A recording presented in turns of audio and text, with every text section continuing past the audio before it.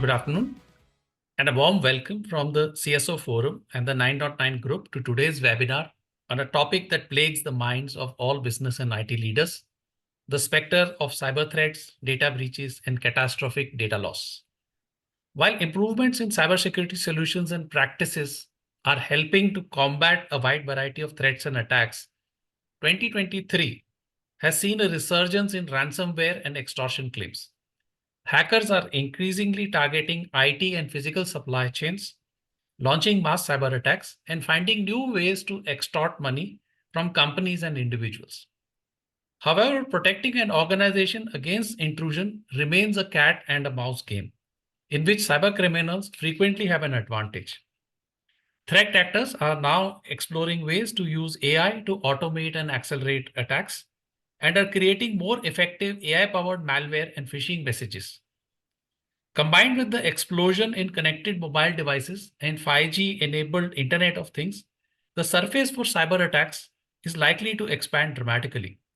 Preventing a cyber attack is therefore becoming harder, and the stakes are getting higher for IT leaders.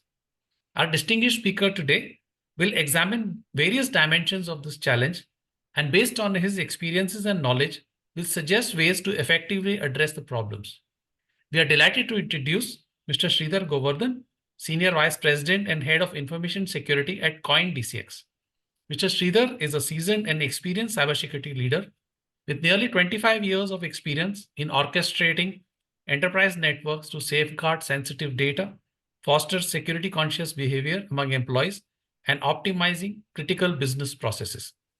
During his eventful career, he has served as CISO for Wipro and Flipkart Internet, co-authored a book on insider threats, and earned 3 patents in cognitive security and seamless security.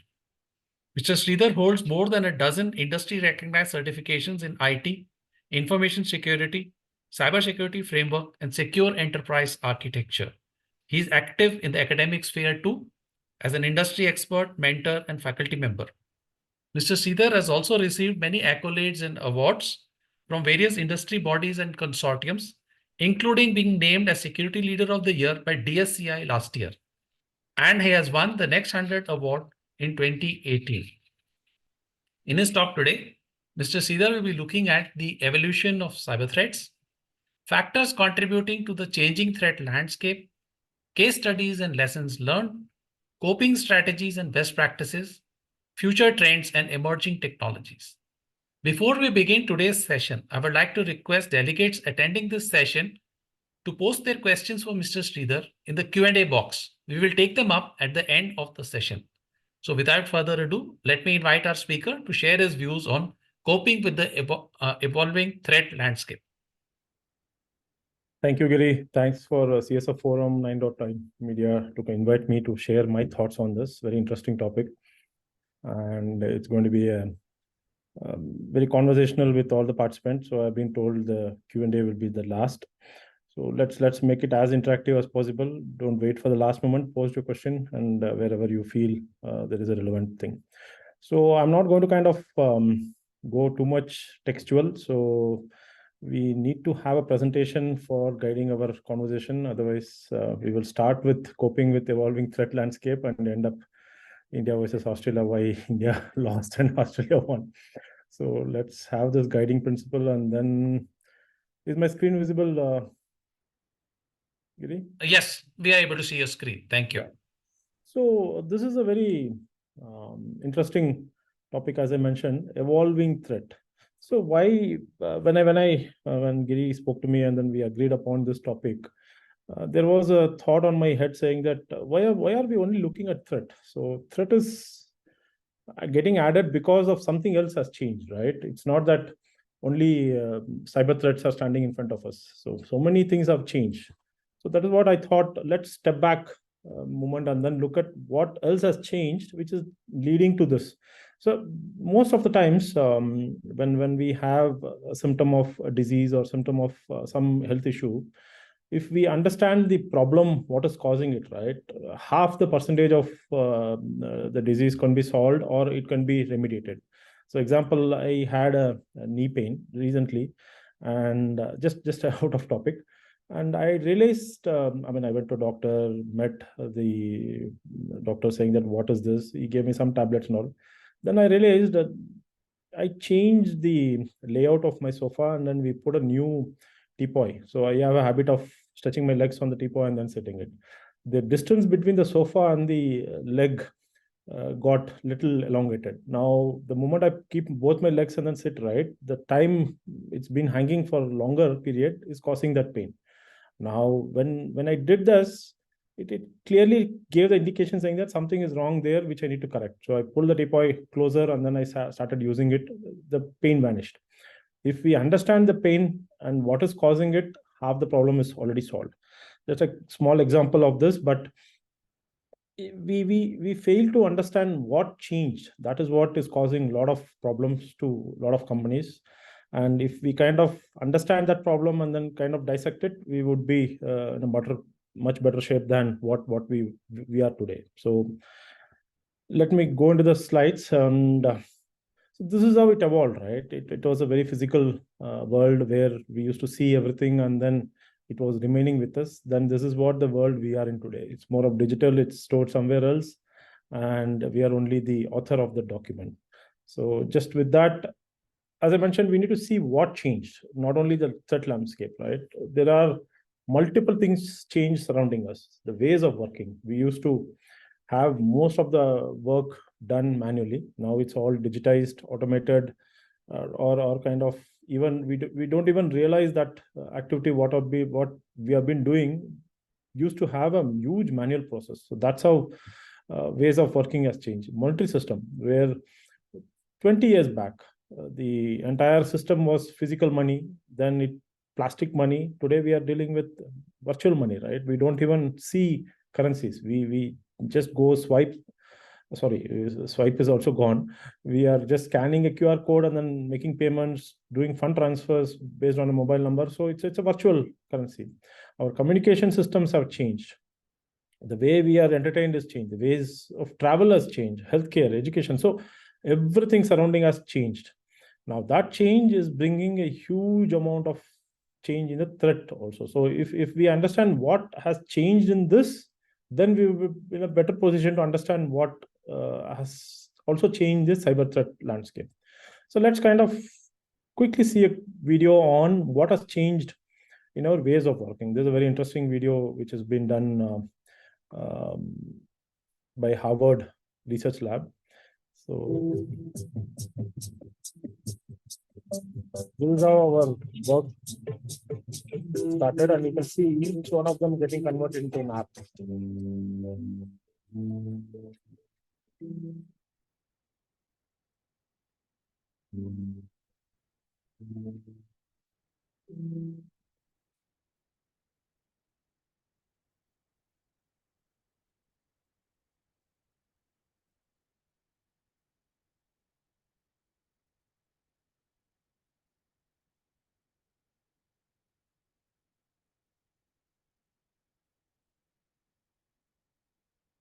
Span of 10 plus years, the entire work desk has completely vanished, and it's all appified. So there is an app for everything what was there.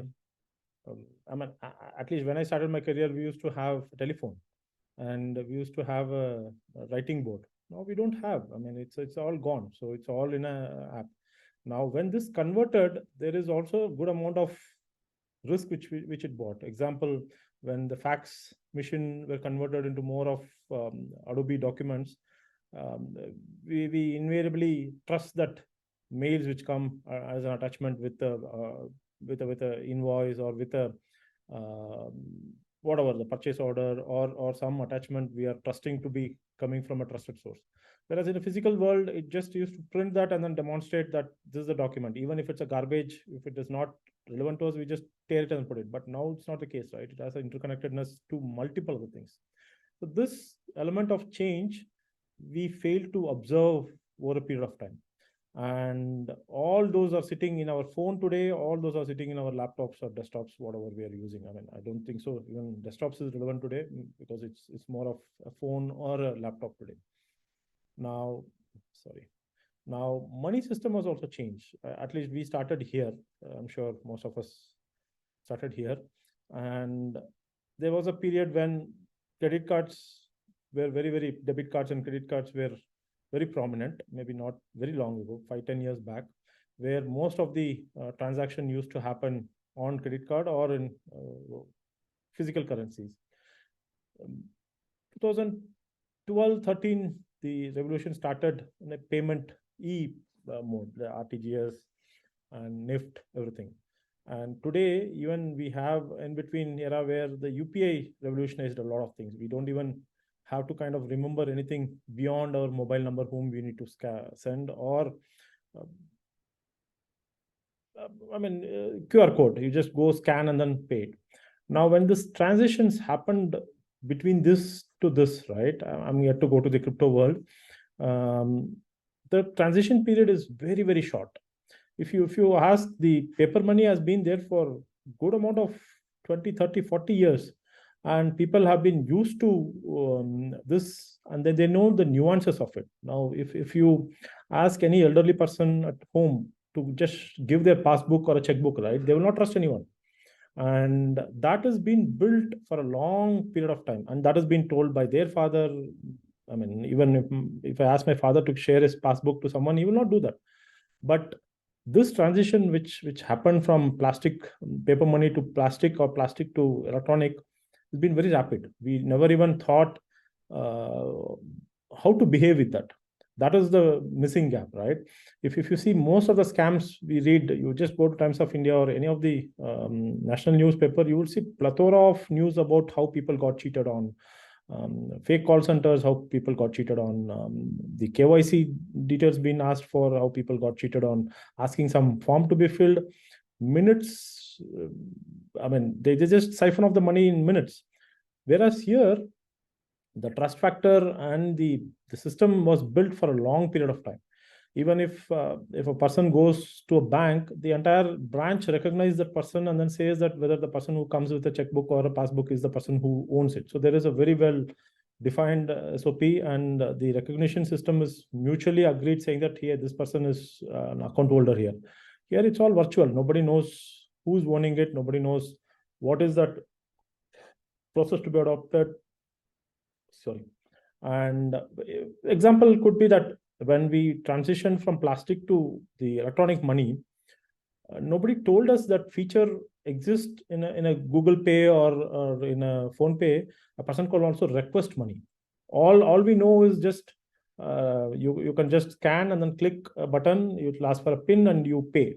All of a sudden, there was an introduction of a feature called request for money. That is what highly abused, right? Nobody knew that system. I mean, very few who knew would not do that. And then if you go and see, a lot of elderly people and the college students are being deceived with that capability, where fraudster will say that, so by mistake he will transfer 1,000 rupees and then say that, oh sorry, I have transferred that money, can you just give it back? The request is sent for higher than what they have seen. So a lot of frauds happen on this because one is user not educated, second is the system has been designed very fast and it's been rolled out. I mean, 2 weeks back we saw an ad saying that you can do UPI payment without a PIN. That's surprising, and that change is so fast. Of course, for the lesser than 1,000 rupees, but still, if you accumulate 140,000 users into 1,000 rupees, you don't even take 140,000. Even 40 crore citizens have been cheated into 1,000 rupees. That's a huge money which is involved, right? And comes the crypto world, where you have everything trusted on a system which is open ledger, and this change is going to happen in a very rapid way. And as we speak, at least I work in this space, so I know there are countries which have regularized this. There are, for example, Bahrain. The Central Bank of Bahrain has regularized cryptocurrencies, and then you can trade, you can buy stuff, it's legal. Companies can go register as a exchange and then operate in the bank as a exchange equivalent to a bank, because it's been controlled by Central Bank of Bahrain, and that is equivalent to RBI of India, right? So there is regulation coming, and this is highly visible to the entire world. And we have DeFi, so decentralized finance is the next thing which is going to happen. Immaterial, whatever happens, whether the RBI likes the regulation will come in India or not, this transformation is going to happen as and when we we kind of move on with technology, and technology is going to rule the world as we progress. This changes, right, has to be continuously monitored by security professionals. Otherwise, we are going to miss a lot of stuff. What is that one thing which has changed drastically in the last 20-30 years is the communication, the way we communicate, the way we kind of communicate with others, the way we communicate with other individuals, companies, we communicate with governments, has changed a huge leaps and bounds. And that change was also very rapid. And if you see that e-governance today, Aadhaar, DigiYatra, I mean, multiple initiatives of government are on digital platforms. And that is the reason. Simple example, when RBI came and enforced saying that every customer should do a KYC, or banks can enforce rules to block their account. That one statement of RBI triggered a lot of issue for banks, because the fraudsters started calling the customer for different banks, claiming that I'm calling from the bank, your KYC is not done. And the person always has a suspicion, I've done it or not, which branch I did it, because in India, we hold more than 2 or 3 accounts in a bank, right? In multiple banks. So you will always have a confusion whether I did a KYC for this branch or not.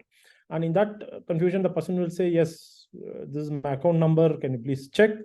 You will enter, and then unknowingly the PIN comes. We abuse the word PIN, password, OTP, everything equivalent for us is an SMS. The fraudster will say, sir, an SMS will come to you. Can you just read it out? The person will say, what is that SMS for? This is for your KYC validation. Actually, is transacting in the backend. So the moment he just mentions that SMS comes, actually it's a PIN which is coming for a transaction. So the person will unknowingly reveal the PIN, money is gone, the money is siphoned off. So that speed with which the change is happening and the regulation which is being enforced is blindly followed by banks. Unfortunately, that's the situation we are in, and not only by banks, any authority, right? KYC has to be done by anyone to everyone today, and that is what is being abused. If you see any fraud which is there is a start where saying that KYC, they asked for a document or they asked for some evidence to prove my identity, and then that's what I gave. And this is one change. There's a speed with which has happened is tremendous. The way we are entertained, I mean, this again is super fast, and this has led to a lot of goodness today. I mean, we don't wait for movies to get released in a theater, and then after 1, 2, 3, 5 years, it gets released in a TV or in nothing. Today, I remember we used to have 4 or 5 channels. We have numerous channels in OTT box today, and we don't need to wait for program to relay. We just go play it, be it Netflix, be it whatever other OTT platforms you have. You can real-time play and then do it. And there is a huge economy behind this platforms where they make money out of ad, they make money out of your content, what is that you like, you don't like, and then they customize your next release based on it. Netflix is the platform which has made leaps and bounds about the innovation, what they have transformed.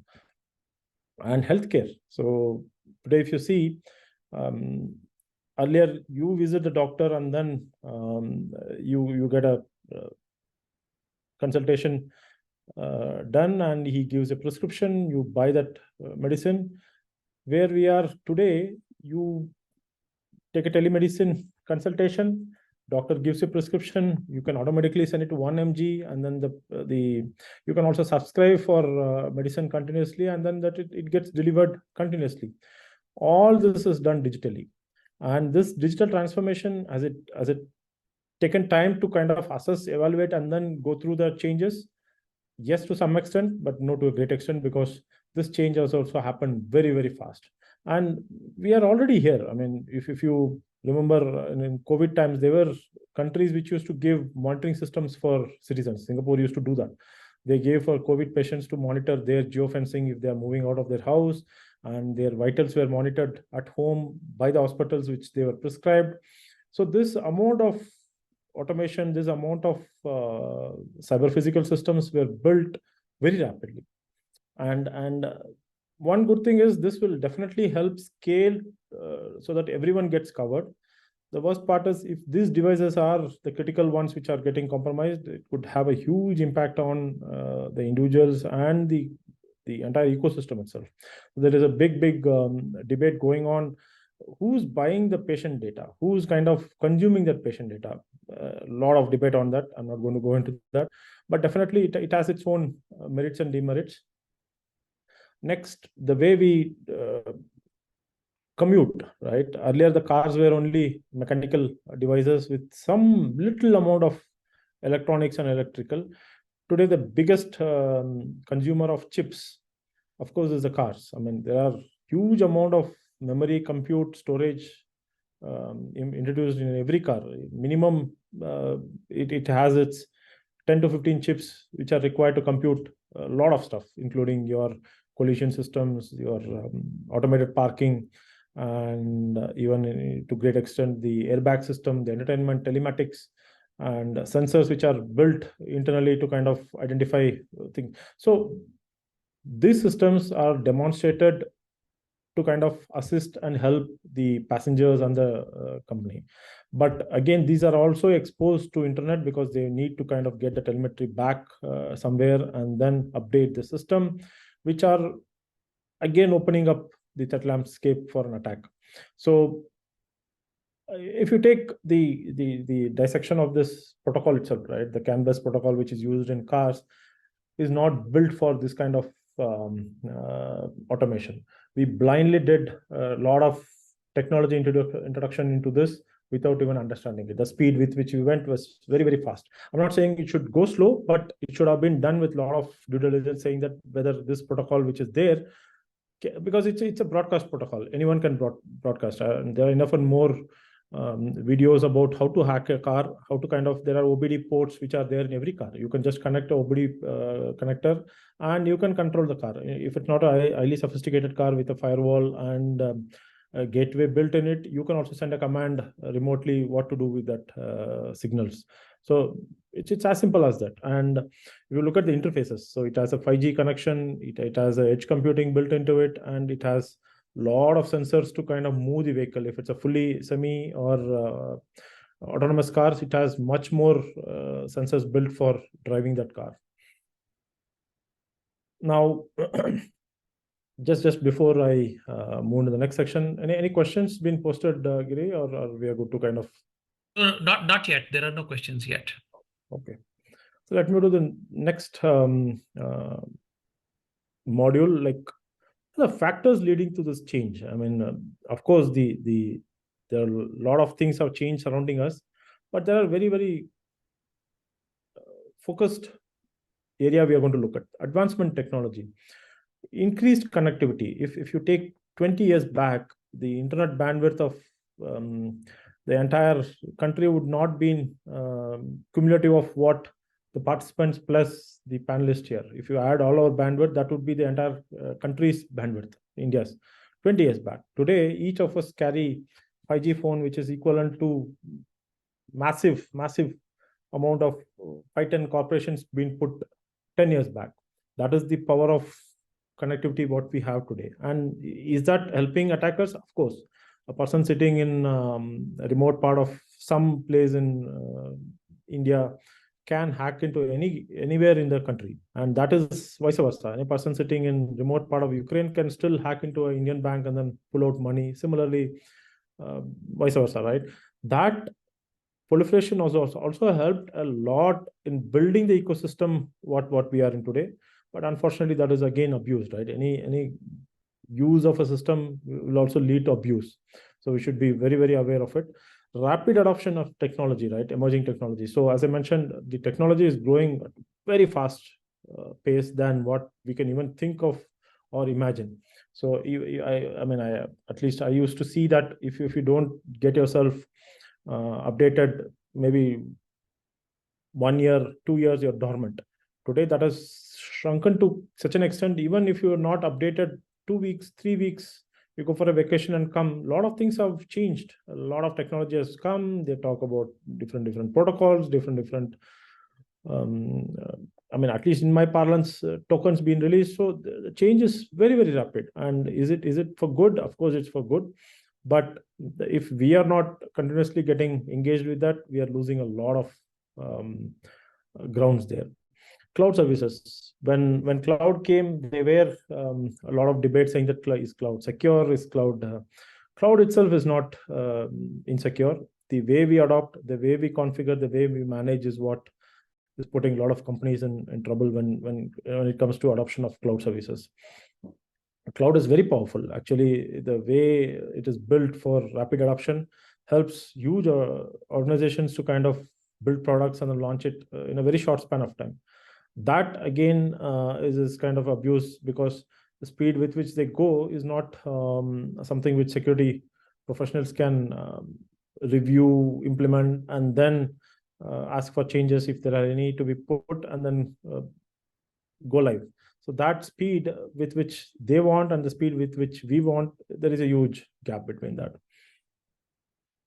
And today there is no company, there is a survey done, any company which has at least a presence of 2-3 countries, minimum connects to 53 different entities. Could be virtual, could be real time.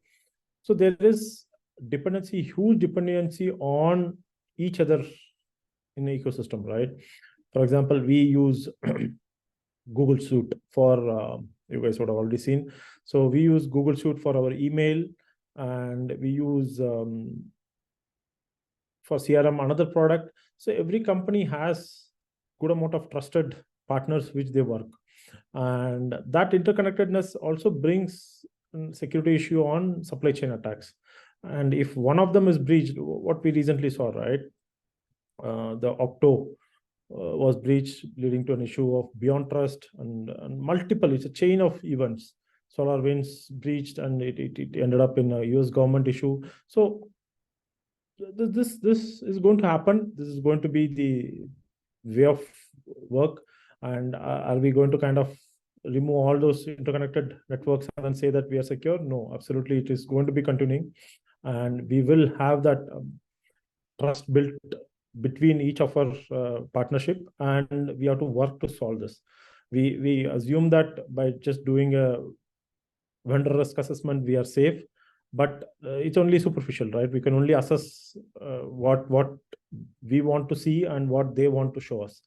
But their backend, if you see, this is again a lot of issues come in because they also trust a lot of things on their vendors.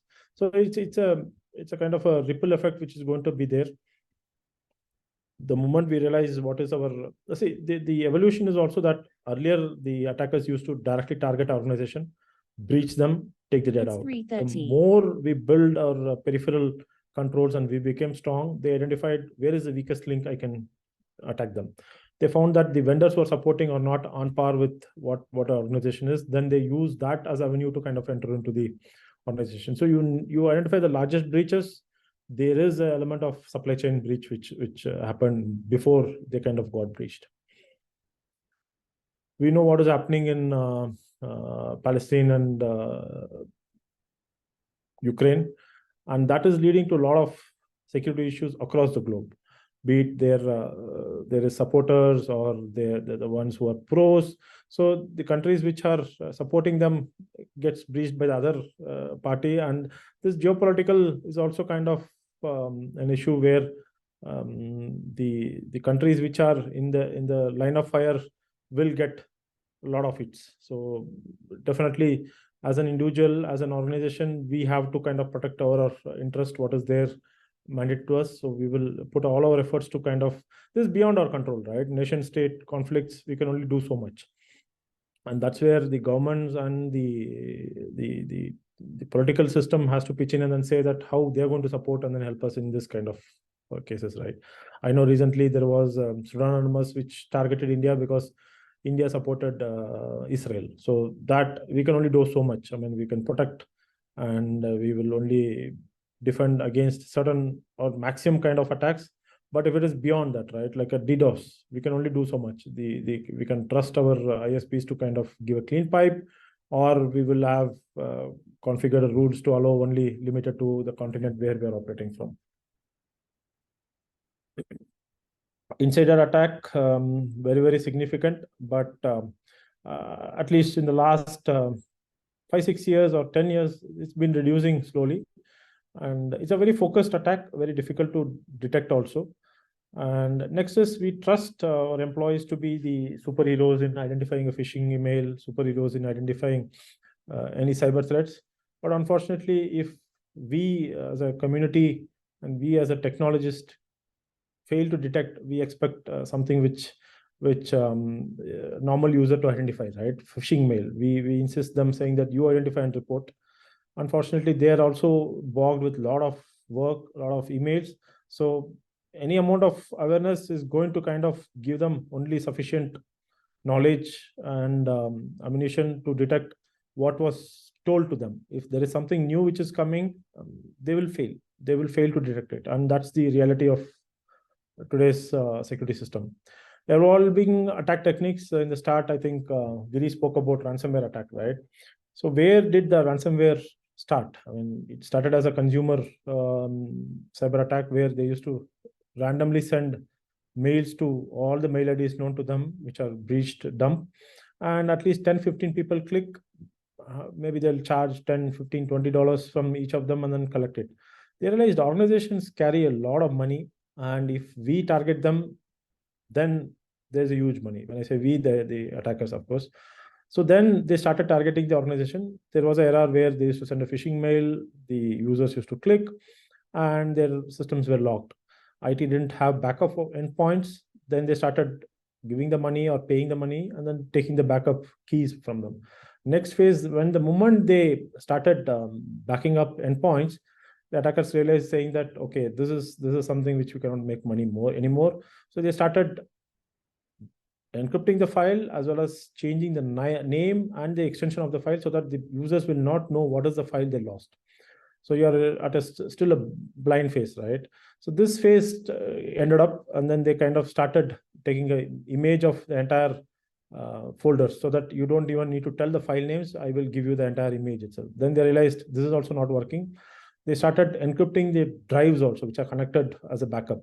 The moment that was done, the user started, the IT team started taking backup at a different period of time so that there's no continuous backup, and the connectivity between the endpoint and the cloud backup, whatever it is not continuous, so that there is no access. The moment this was done, they kind of pilfer the data out and then started posting, naming and shaming the companies which are breached.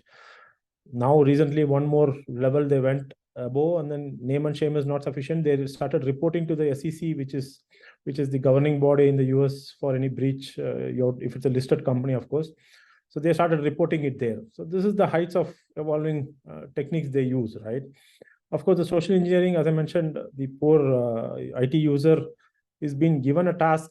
So look at the evolution, right? The typist, the typewriter converted into a laptop today, but the user's requirement is simple. He needs a computational device to convert some amount of work into some digital form. This is the mandate any laptop user has, right? And we expect them to be a super specialist in identifying a phishing mail, super specialist in identifying incident if it happens. They don't know. I mean, they don't know the differentiation between a domain which looks like abc.com, and in that, instead of a they put a at and then bc.com. So they don't have that eye for details as we do, because we have been dealing with every day with that, and they don't care. I mean, if it's just a link which they're supposed to click, they just click and then do it. It's as good as a typewriter, right? You just type it and then the output is there in front of them. That's what they expect, right? Of course, there is a huge maturity between what was that and what is now, but they use this system for converting some input into some output form. They don't think this is a device which will be breached, which can be used for an attack, because they have been using this for some conversion. They have a process, they have input, they have output. So that's it. But how it works, the nuts and bolts of it, what is a ransomware, what does it do, whether it uses a systems encryption or it brings out encryption, is not all only known to us. I mean, the more we try to teach them, and then the more we are evangelizing that with them, we are confusing them more. So that's the advantage for the attacker also, right? The moment we start evangelizing on this, they bring something else. I'm not saying that should be not done, but definitely required. But look at other ways of solving this along with evangelizing with the users. Now comes the regulation and compliance. Okay, this is good, but the more the guns are kept on the head of the security CISOs and the security community, they start focusing on only this, because there is an audit which is coming, there is a regulator who's knocking my door, I need to be compliant. The focus goes heavily on this than actual protection of it. Tell me one thing, how many PCI DSS certified companies have not been breached? Everyone. I mean, if there are 100 retail companies which have been PCI DSS, 50, 60 would have already been breached because of various reasons. But the focus on PCI DSS is very focused, and that is the way regulations are built, right? There is a breach, there is a security issue, and they try to solve only that part. Otherwise, what happens is there is a regulatory penalty, you have to pay the regulatory and you have to face the regulator. A lot of push from the regulation keeps them, the CEO, CFO, everyone. Similar drama happened after the SOX, surveillance Oxley, was implemented and GDPR came. It's not that after GDPR companies are not getting breached. Definitely they're getting breached, and already the damage is done, the wound is healing. Now comes the regulator and then imposes fine on them. So no company wants to be in the limelight, right? I mean, definitely, I'm sure all of you would agree to me. No company or no security professional would like to have their companies breach. It's just happening because it's a war. Someone is declaring a war and then waging that war, and we are in the firing line. And unfortunately, that is not being realized by the governments, right? It's just a cyber. When I started my career, there was a diagram been put by my CISO, saying that the fifth war will be on the cyber. That is what is happening today. Knowingly or unknowingly, the other wars are vanished. Nobody is fighting a battle on the battlefield. Everyone is fighting on the digital war, be it, as I mentioned in this slide, right? Yeah. Weaponization of information, misinformation, campaigns, manipulation of digital information. That's what is happening today. And industry specific compliance, if you are in any of this financial sector, healthcare, I can only pity them, because there is huge pressure from different regulators. If you're in financial services, you have RBI, you have SEBI, you have plethora of regulators who will be knocking your door for audit. And what is that the regulators are helping us to do? I mean, they just define a guidelines and give it to us to implement. That's it. So everything falls on our head to kind of do it. Sorry. Now let's look at, so all said and done, any of these were all little bit of cribbings, but let us look at these brands, right? Sony, Toyota, Microsoft, SolarWinds. What are the lessons learned from this? You go on Google Sony breach, right? Definitely you will see some 4-5 breaches in 2014, 17, 20, 20 and 23 also they had a breach. Similarly, Toyota. Microsoft, every now and then you will see a small news in some corner of a paper, and they also get breached. SolarWinds also. One lesson we have learned is from these breaches, at least these 4, at least I've learned, is they've not learned their lesson the first time, second time, third time. Any issue which is happening because of security is the opportunity to kind of improve that system, be it patch management, be it your access governance, be it your dormant systems, be it your, there are many lessons, right? If you're not taking it seriously and doing it, that's what will end up. These companies had a lot of security issues repeatedly coming up time and again. It could be different entity, Sony Entertainment, Sony Electronics, but time and again, this has been happening because of multiple reasons, pointing to same one point, saying that have they done their analysis and then fixed what is fundamentals in that organization, what is kind of causing that thing. Either they have not known their landscape, they have not understood what does that landscape look like, or they have not understood their own business. When I say this is more of security community which should be doing it. Now coming to what are the standards, I could see there are some questions. Should we answer it now or we'll take it up later, Giri?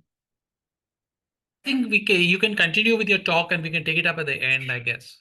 Okay, fair enough. So then, yeah, coping strategies and the best practices, which is this is my personal strategy which I use. Coping, one of the things I've seen is don't try to boil the ocean. We try to protect everything in an organization. If you're a huge presence globally and you have hundreds and thousands of systems, definitely the urge and the expectation would be protect everything. And I want to be super secure. I want to be 100% secure. Is this possible in today's world? Definitely a huge task, which I feel is planned to fail, because you need to focus on the core of your business, which is very critical for the business and the company. Identify it and then protect them. And this itself requires a huge amount of business understanding, business acumen from what the security professionals has to build, because you need to know what is critical, what is your business into it, what is that.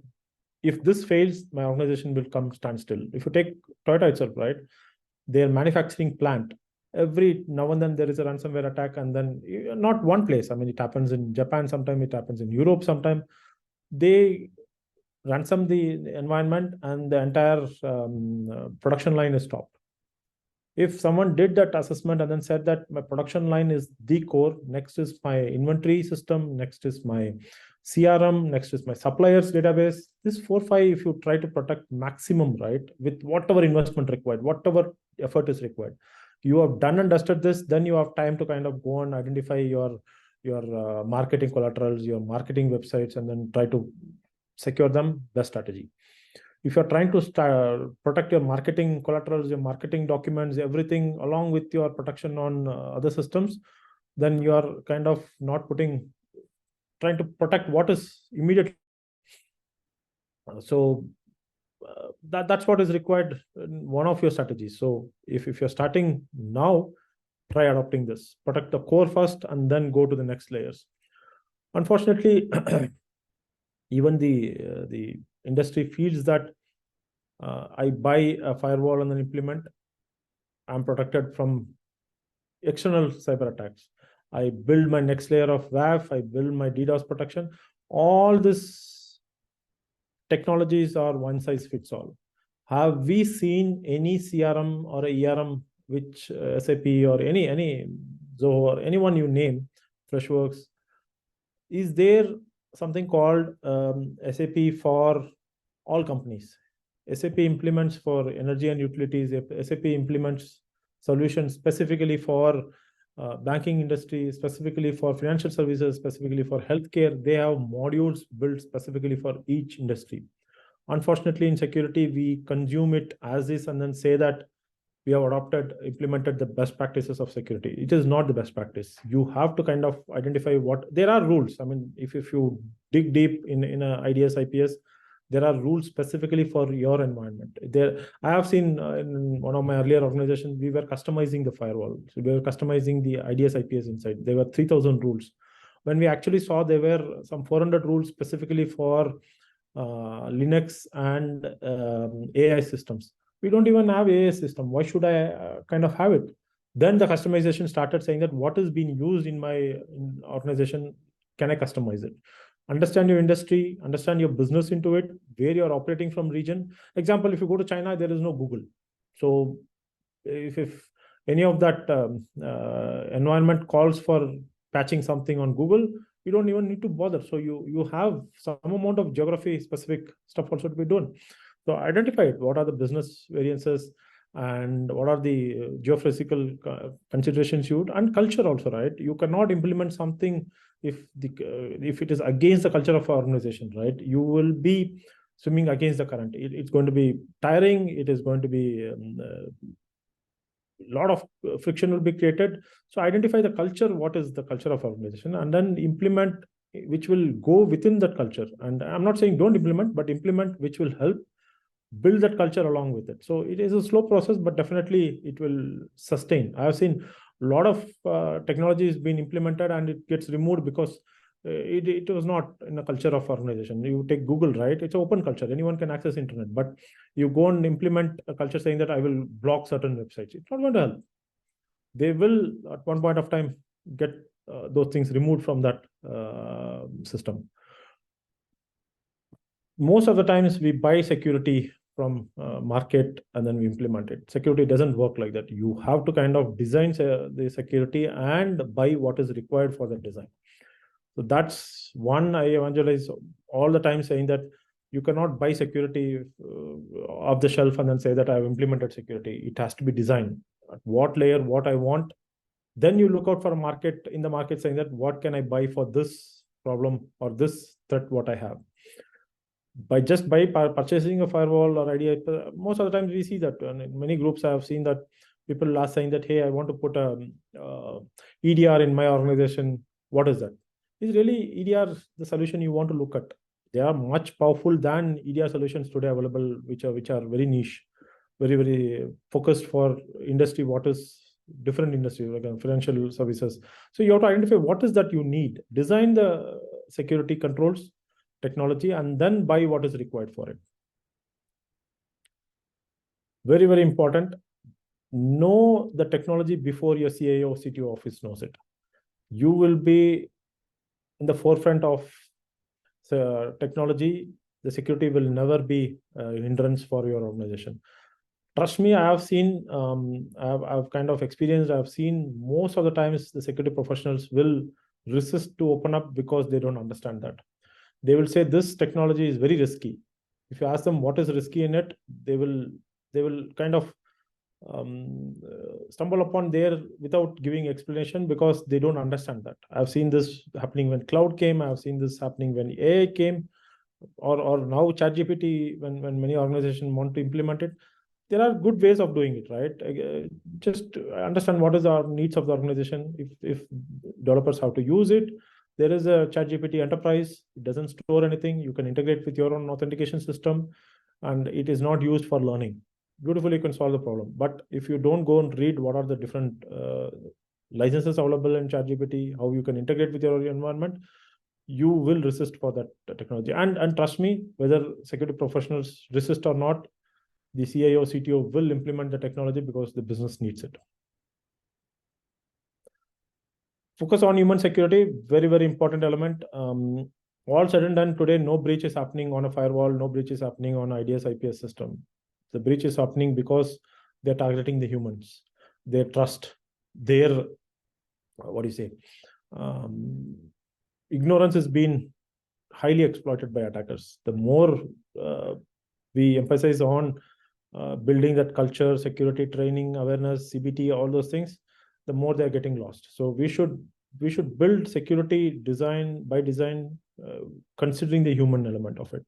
So why was password failing? We all know that. Why we bought two-factor authentication? We know that. That is also failing because people give the two-factor also authentication also because someone is asking them to kind of give it.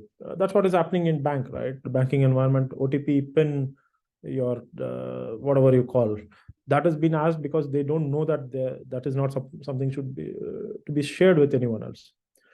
What to expect in future, as Giri also mentioned at the start. Today, by just a scanning, you can find out whether it's a human or a bot which is doing that activity.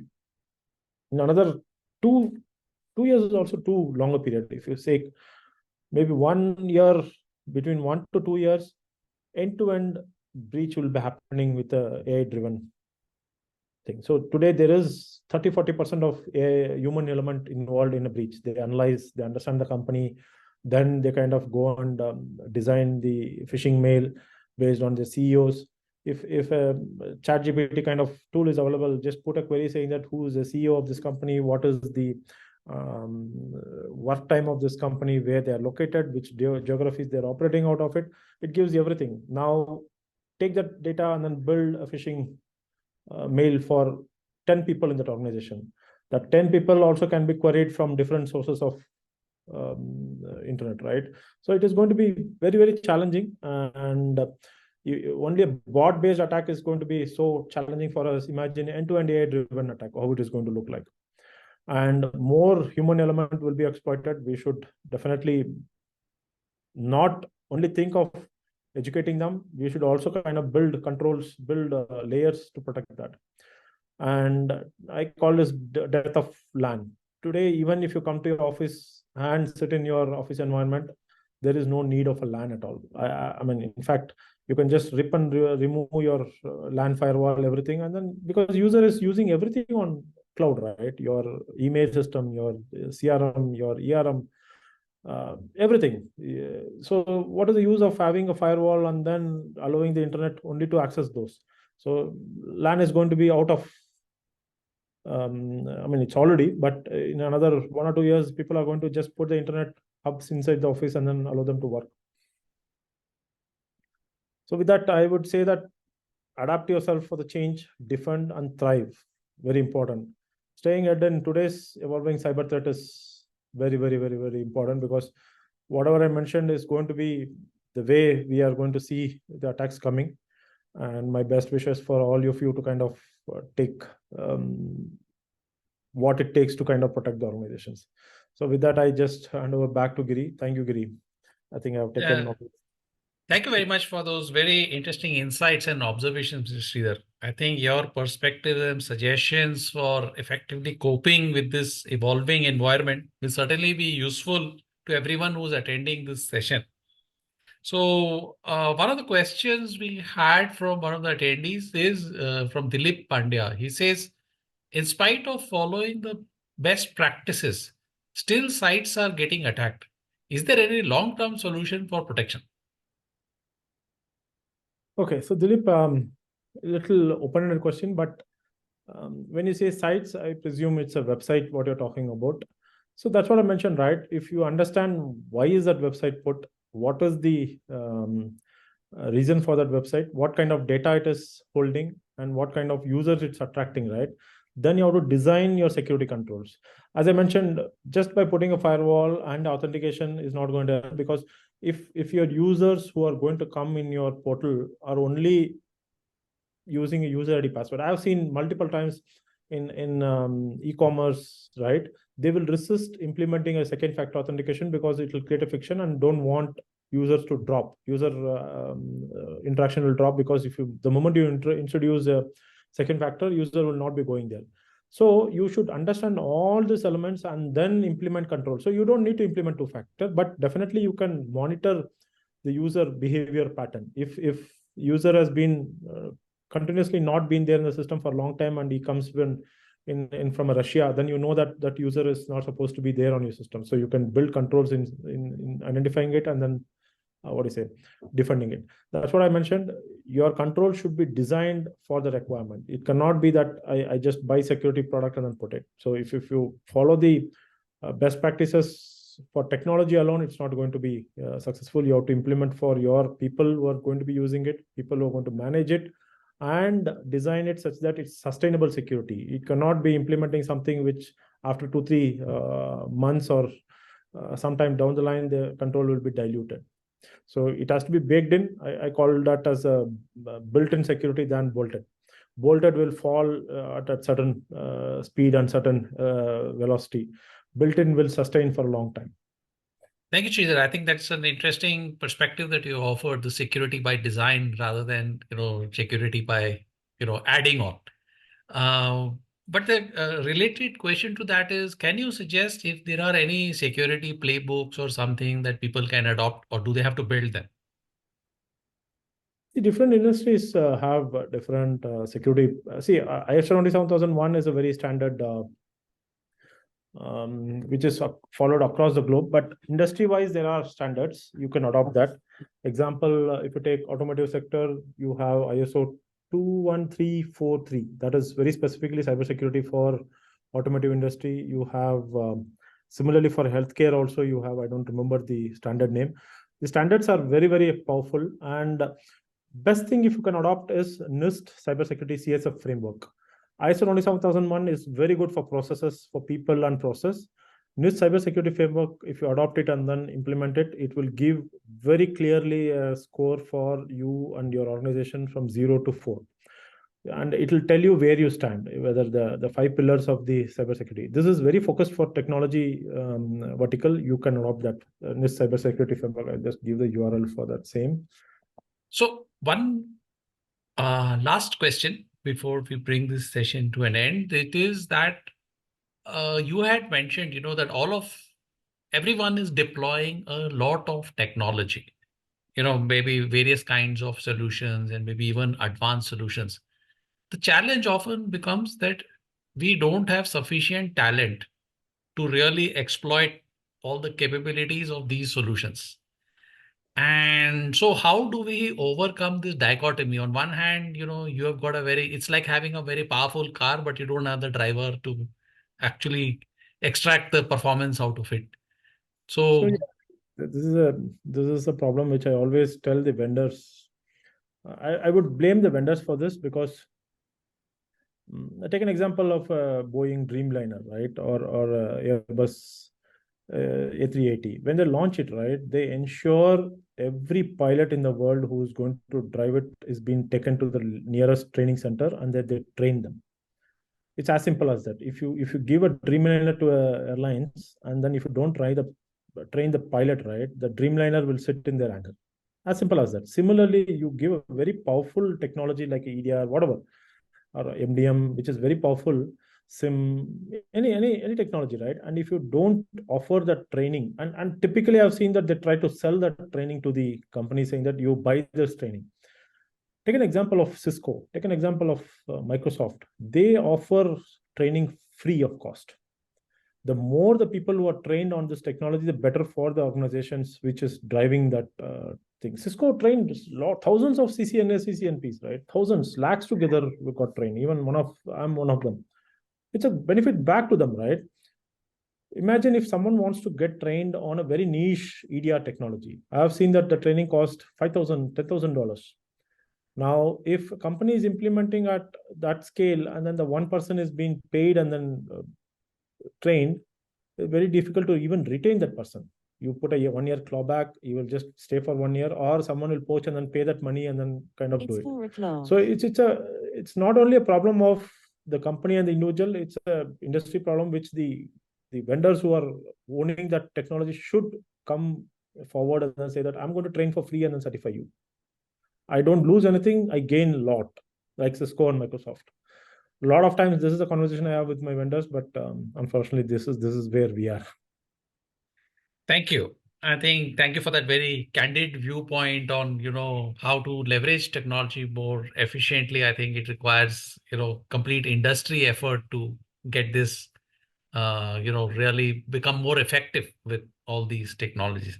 I'm sure everybody who attended this session would have found Mr. Sridhar's views very helpful. So thank you, Mr. Sridhar, for taking the time to participate in this Thank session. you. Thank you. Thanks to 9.9 Media and you to invite me and then share my views. Really happy to kind of take this up. But unfortunately, we have run out of time. I think we need to bring this session to a close. My thanks to everyone who attended this session, posted questions and comments. I hope you found this webinar interesting and informative. Please send in your feedback. There's a link posted in the chat box. It'll help us organize more such sessions. I also invite you all to join us for the next CISO session, which will feature more interesting ideas and perspectives. Meanwhile, it's goodbye from the CISO Forum for now. Have a great week ahead. Thank you again. Thank you.